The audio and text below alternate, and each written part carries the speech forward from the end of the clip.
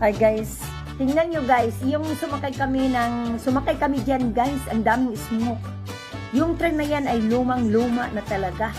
1922, the Wayuko Branch Railway officially opened between Pairata and Wayuko. Ayan guys, dyan kami sumakay. Grabe ang ganda dyan guys, makikita mong mga magandang mga farm. May green talaga siya. Tapos marami kaming nakikita dyan na maganda. Basta, at na enjoy namin yung sarili namin. Ay, Barry. Diba maganda siya?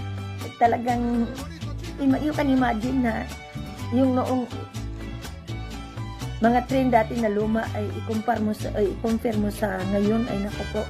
Ito ang dami-dami kung nasa likod ka upo tapos yung hangin mapunta doon sa iyo, yung usok niya. No? Pwede ka naman din sumakay sa loob pero mas maganda sa labas dahil makikita mo lahat yung yung tinatawag niyang stem train. Yeah. Maganda talaga guys. Diyan kami, tingnan mo yung usok ng itim-itim. So guys, kung hindi pa niyo nasubukan, pumunta kayo diyan banda sa Wayuko. In the olden days. Diba? Maganda, mag-enjoy kayo. Ayan lang muna ang video natin.